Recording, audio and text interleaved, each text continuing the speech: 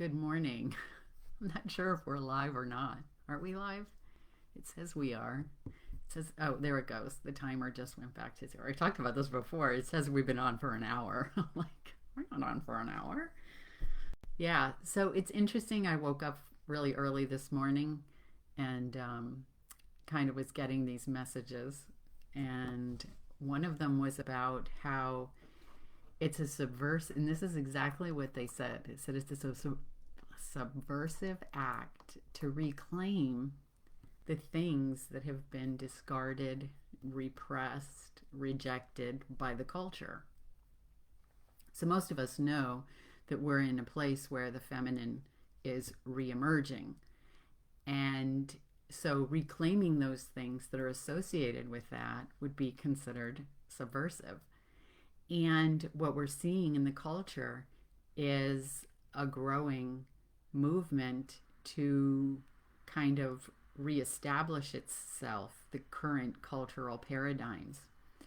And if you look at historians, a couple of historians that I've heard talk about, and really astrologers do too, talk about the repetition of patterns, repetition of history. And so I think that it's really clear in a lot of ways that we're going through that right now, and not just politically, but in other ways as well, where there's this desire to retain control and to seek control. But what's interesting about that is that if we look at it symbolically, is that it would be the ego attempting to establish itself, attempting to, like a last gasp, kind of hold on to the reins and to maintain its position in the psyche. When I look at other symbols in the culture, it was evident, it's been evident for really looking all the way back to 9/11 that this was coming, that there was this time where the feminine was emerging, I saw signs in the culture, and they continued since then. I've seen different things about it. So this idea of control is really interesting because it's a desire to retain power. And the thing with power is that we've been conditioned to believe that the power is external.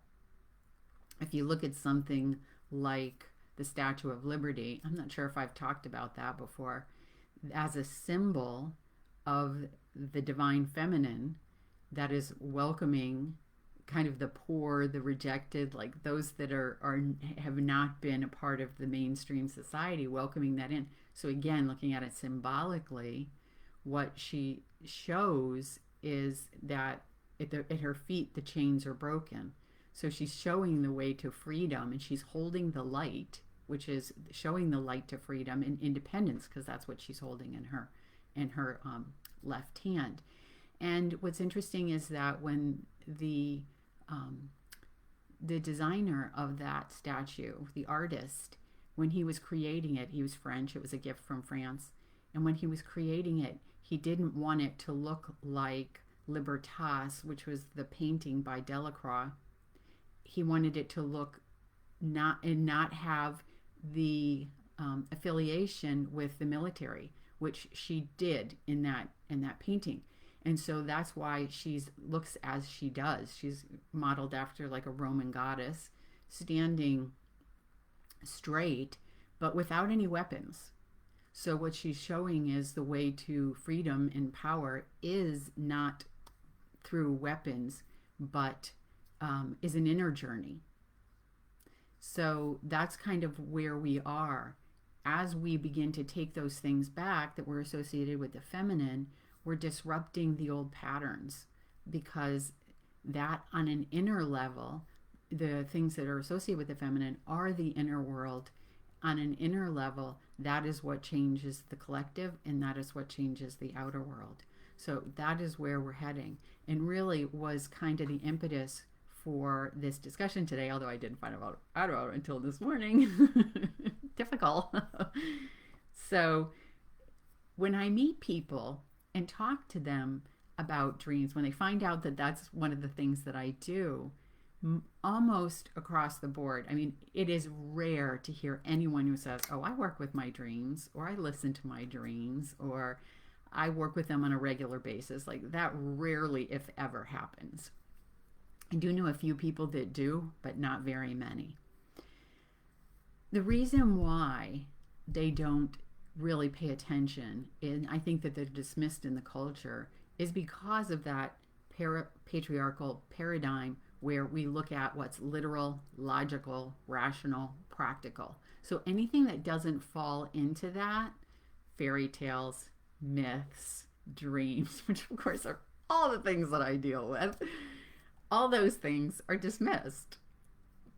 That's on the downside, because what we miss is that they have wisdom contained in them. We look at them literally and logically, and oh, the feminine is being waiting for the prince to come and save her, which if you've been listening to me for any time at all, you know, not true.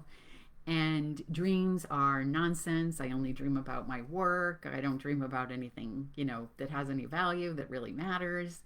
And that's also not true, because dreams take whatever is happening in your life, whatever it is, and they use your language and your vision, your field of your perspective is what is feeding and creating, helping, is being used to create the dreams. Why? Because they're personal. Not always, but they are. You can look at indigenous peoples all over, the Achuar tribe, the Native Americans, the Aborigines. A lot of different cultures look at dreams and value dreams for their prophetic value and for what they're telling them about the tribe. That's how some indigenous peoples got visions of the future and knew how to prepare or knew what was coming. So other cultures have seen the value of it, and we can reclaim that for ourselves because they do have value. They've been dismissed because they're symbolic, because they're not understood. I've even seen research that universities are doing where they're still trying to figure out, well, they must matter, they must mean something, because look, it's about your job, or it's about your partners, or your friends. I mean, like, they can see the correlation of them being personal, but because they don't understand the symbolism and they don't even realize that they're symbolic, then they can't seem to make sense of them. So once you understand that language of symbolism, it allows you to not only understand the dreams, understand the myths, understand the fairy tales, understand events that are happening in the culture, which are significant events, which can be interpreted like a dream. And they will tell us what is happening in the culture. So stories do that, especially ones that have collective impact, like something like Harry Potter, Game of Thrones, Wizard of Oz, those kinds of things. Because they resonated with so much of the culture, it means that they're resonating on a very deep level. If you look at it again superficially, then you would think a literal, logical, rational, right? You'd say, oh, okay, there's a formula. There's a formula for a story. We have to use the formula for the story in order to have a successful story. But in fact, which may in fact be true, because there is that kind of deeper strata of story that impacts us, that affects us, and transforms us. So what happens is those stories go in and they work on a subconscious level or an unconscious level, and they transform our consciousness.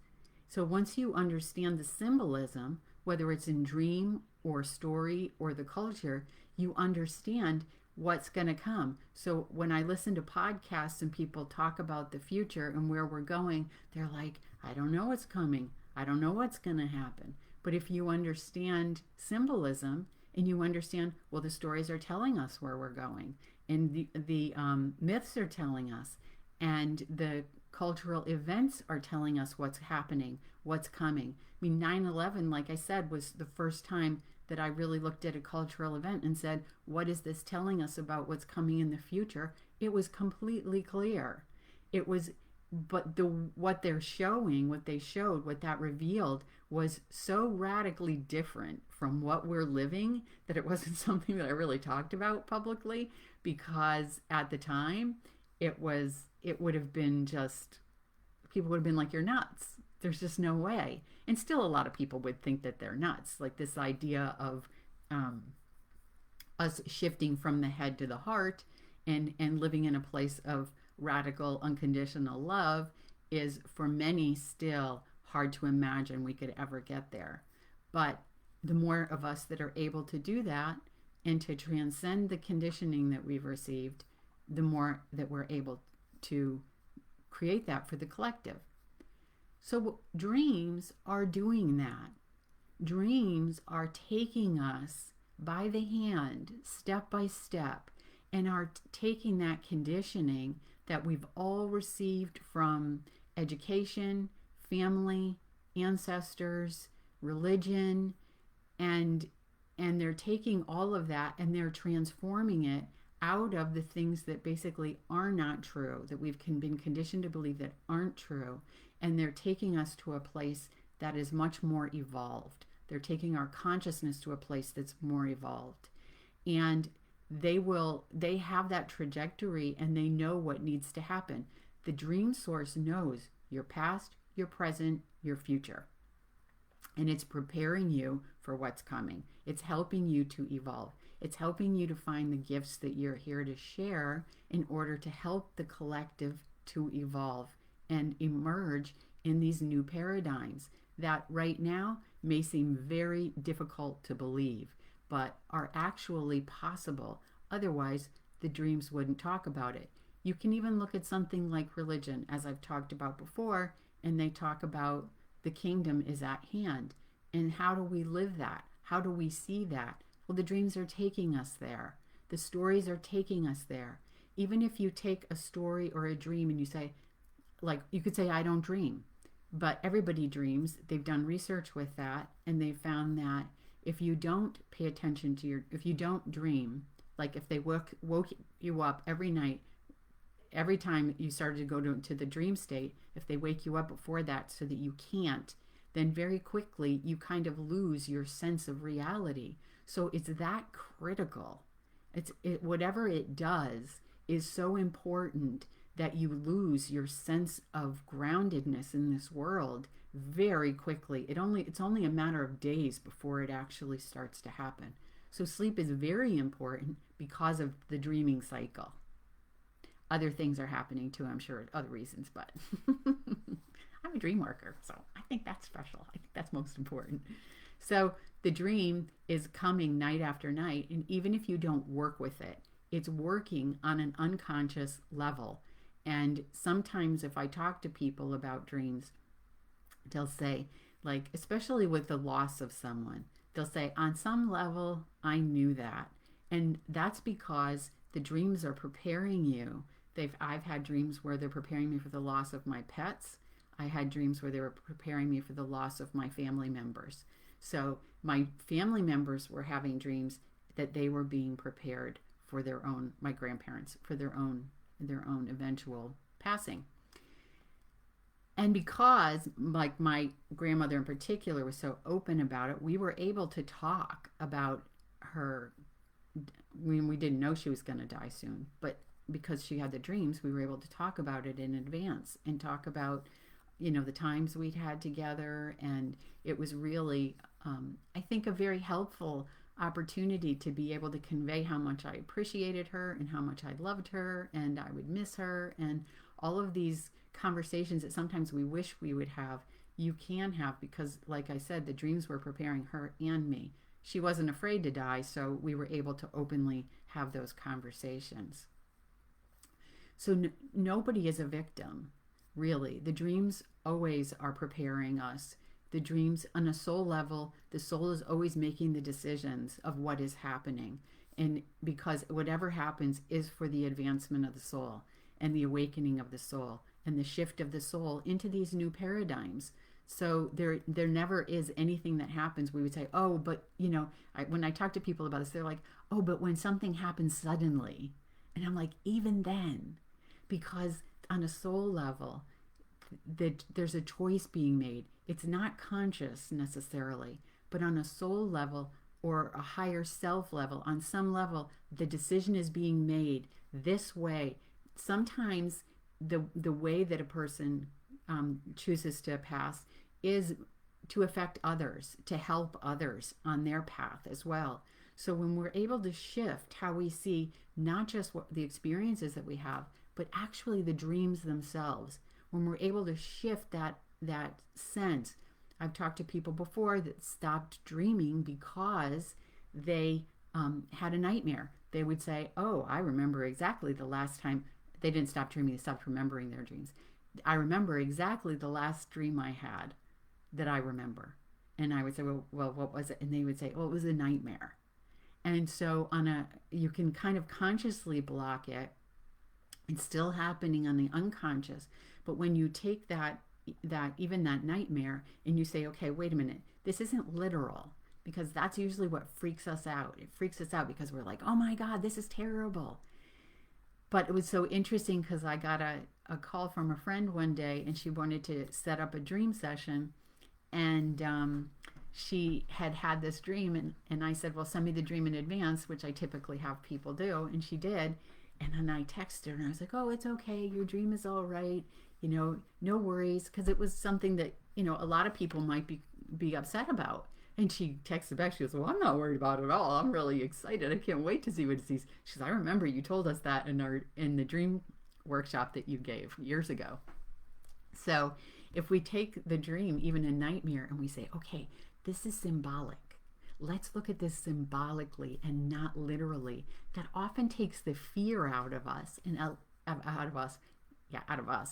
of our sense of the dream, and allows us to begin to open to a different interpretation of it, other than just the literal. So, as I was going to say before, the beauty of what has happened in terms of repressing and not being interested in anything like with the imagination or with dreams, the beauty of that is that that's how the stories were able to come to us. They were able to come down through the generations and remain active in our unconscious because they were rejected by those that were in power. They thought they didn't mean anything.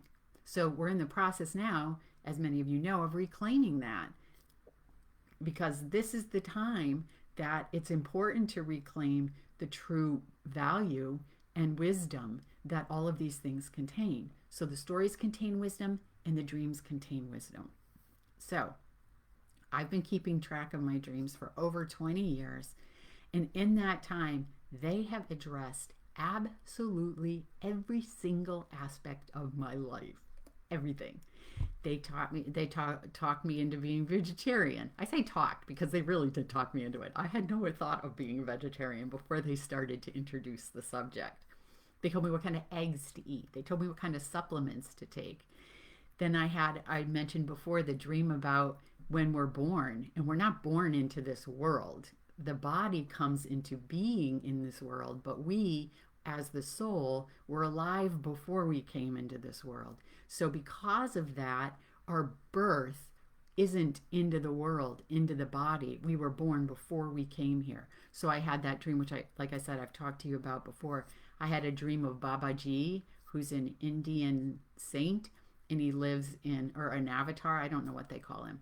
And he supposedly lives in a cave in the Himalayas. And I was like, well, I don't know if that's really true. And then I had a dream, and I was like, and then I woke up from the dream, and I was like, oh, it was just a dream. And I had this energy shoot up my spine. I was like, oh my gosh. So crazy things can happen like that. I also had been contemplating the living waters, and I had a dream about the living waters that completely helped me to understand what that even meant.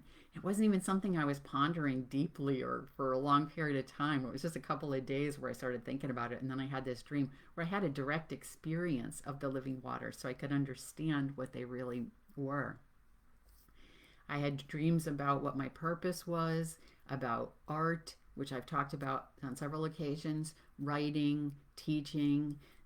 I had dreams about my beliefs and about the inherited beliefs that I had that were not accurate, in beliefs about lack, beliefs about how we needed to fix the broken things.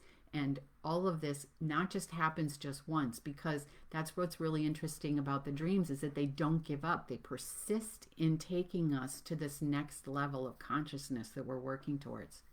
They've talked about relationships maintaining balance, which we've talked about with the stories as well. So what you see is a lot of echoes here.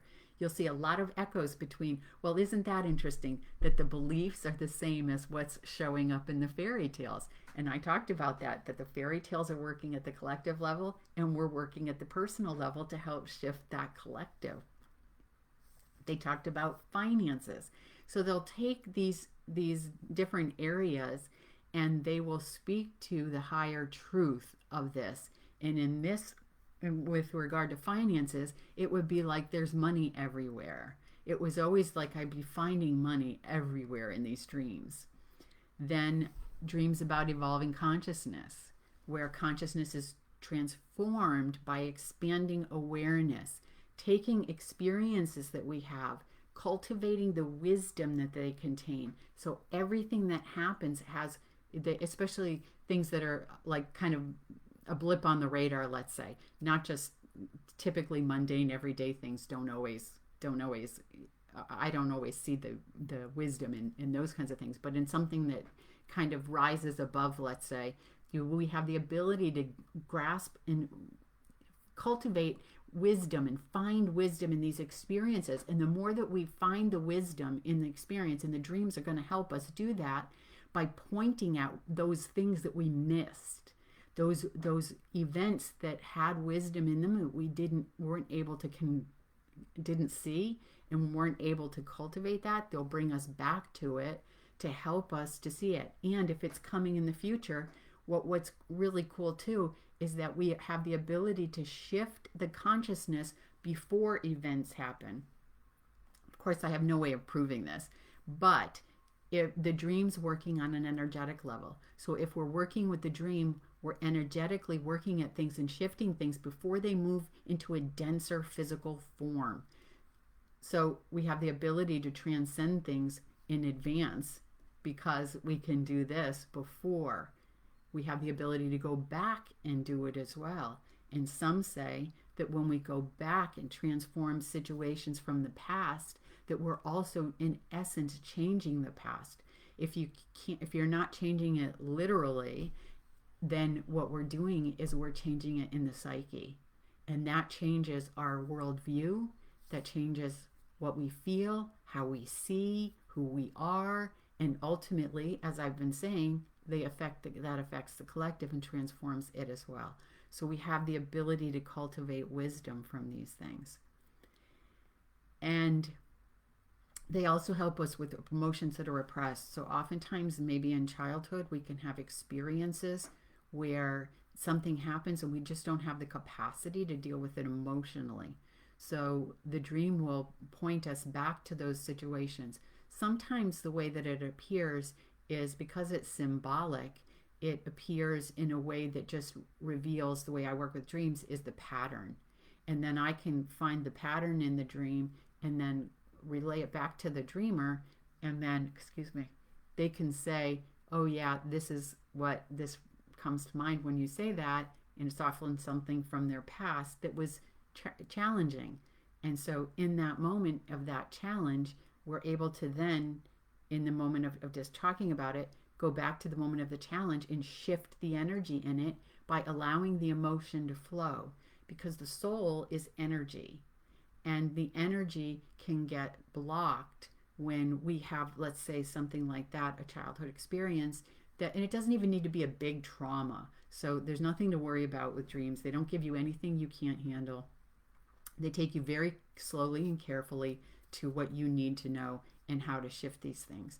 So it'll take you back to something that may have seemed like, if you look back on it, you might be like, wow, I can't even believe that would be coming up again.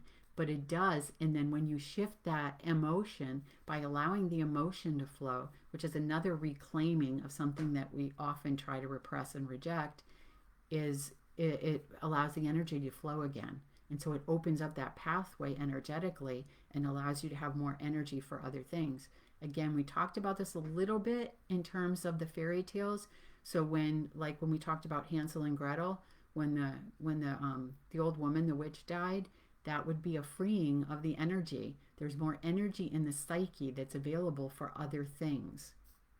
So when people are depressed, the energy is repressed. the energy. And the more that they allow the energy and the emotions to flow, the more that that opens up and the more energy they have available for life. So dreams are symbolic because they're speaking directly to the soul, and they're helping the soul to emerge from the conditioning of the ego. So when you're born, you're probably not a completely clean slate, but to some degree, and you're conditioned with these stories about who you are, what you believe, and everything, and that is the ego. And so the soul is not that, but the soul thinks it's that because it's been conditioned to believe it is. So the dreams will come along and basically kind of block by block dismantle that ego. Oh, I have some itchy nose. Dismantle that ego in order to shift into identification with the soul. It's not killing the ego, destroying the ego, but it's just not identifying with it. It's just a change. So let's see, what else do I have? The feminine then is associated, as I said, with emotions. It's also associated with intuition and feelings and the body and nature, the inner world. So anything that is connected to the inner world would be considered to be linked to the feminine. In imagination and fairy tales, a lot of things, like I said, that are dismissed because they're not literal, they're considered irrelevant. And so when we take especially the dreams and the stories and the fairy tales and transform how we see them, we have the ability to get the wisdom out of them. What am I being shown? What's being revealed to me through this every night? I mean, think about how much, if we're not listening to dreams, we're dreaming every single night of our life, every single night for your entire life. So there's so much wisdom that we're not catching. And the dreams can also guide us through new situations, just like intuition, through challenges. We talked a lot about generativity in the fairy tales. The dreams can take you through and show you how to evolve through the patterns that you've inherited. And that's how we're going to create the new earth and be able to embody it and live it. So the dreams are freeing us from our conditioning, and they're guiding us to align with the soul so that our lives are different when we're aligned with the soul. We engage in the world differently. We have access to different things, and we can't be controlled. Others don't have power over us. They can't.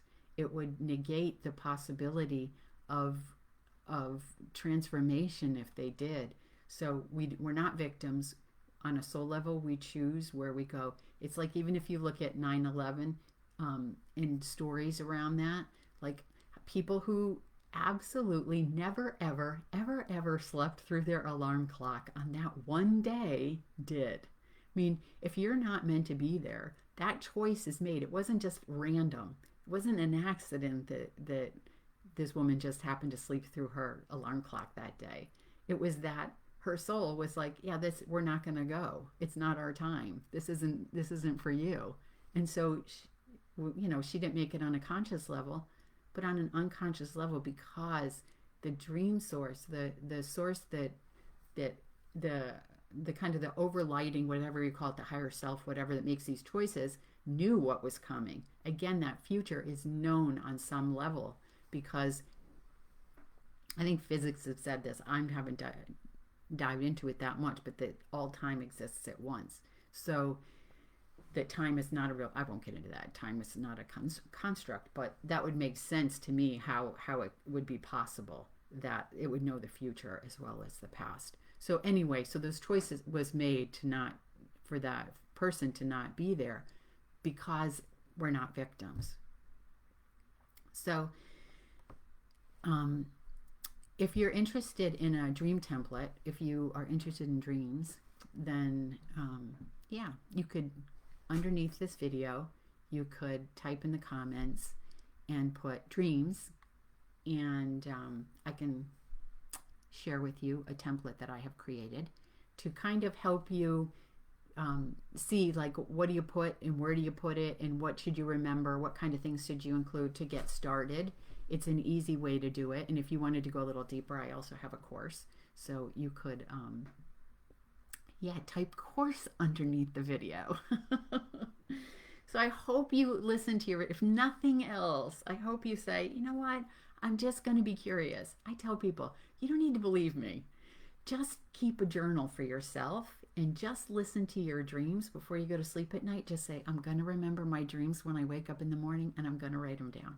It's all you have to do. Start to listen, to write them down, and start to listen, and just get curious. And really, you can do this, and it can make such a difference in your life. I can tell you that I can't even imagine how I would be where I am without having had my dreams all these years. They have been my teacher, my guide, my companion, really like a guardian angel, just always looking out for you and showing you the way and taking care of you. And yeah, you know what? You might want to think about changing your diet. Like, yeah, why would I want to change my diet? I'm happy with what I eat. Yeah, now I don't even think about it anymore. Vegetarian, 20 plus years. Yeah, okay, that's enough. So thank you for listening. Thank you for watching. Hope you have a great rest of your day. And happy dreaming.